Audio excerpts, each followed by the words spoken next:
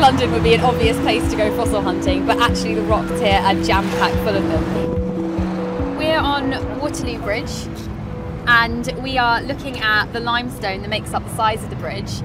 And what we basically have here is one single storm bed from a shallow lagoon environment and from the Jurassic. So it's basically the record of one big event like a tornado or a hurricane about 150 million years ago, and it's a snapshot of this marine community at the time when all of these organisms just died in this event.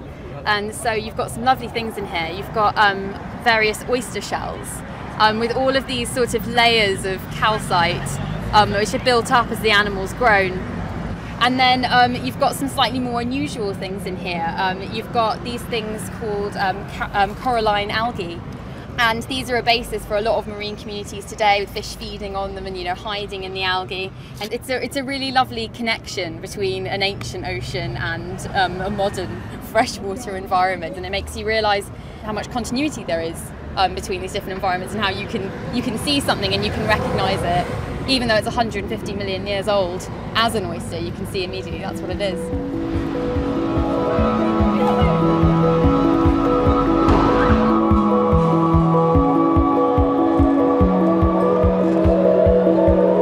We're at St Paul's Cathedral. What we've got here is our Ordovician nautiloids. So they're up to 480 million years old, and they are marine cephalopods. So basically they're related to the modern nautilus you see with its amazing spiral shell. And you can see really clearly in these Swedish rocks the individual chambers in each nautilus that were originally filled with inert gas, which allowed the nautilus to float up and down in the water column. So you can follow the growth of the animal all the way down through these chambers. And so you can look at all of these amazing nautiloids in these rocks and imagine that, you know, this is a Ordovician sea from, you know, an ancient sea, and it's now sort of preserved outside this grand cathedral.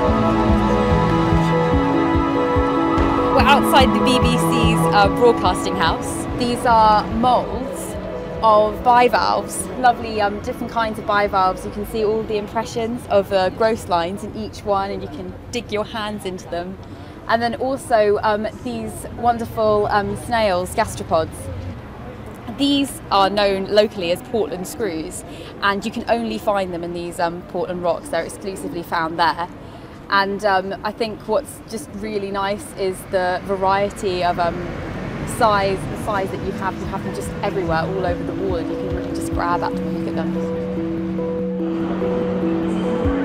Paddington Station is one of the busiest stations in the UK. More than 75,000 people come through here every day, but they don't stop to look at the fossils that we're walking on. A lot of the paving stones here, you have what look like sort of a community of gastropods with loads of smaller individuals just chock-a-block all next to each other. But you get some of these paving stones which are sort of slightly more exciting, where you get one larger individual isolated. These ones have been sliced through. If you imagine a snail shell like this, they've been sliced through like that, and you're seeing all of the chambers going from the bottom to the top of the animals. I would really advise, like, when people come to the station, instead of just sort of walking straight through to your train, take an extra, you know, few minutes and really get sort of close down to the ground, pick any spot really, and just start having a look around for these objects. And I think that once you've seen one, you'll start to see a whole lot more of them. And they look, compared to the rest of the variation in the rock, you can really, they start to stand out a lot. They really are quite clearly ancient little animals.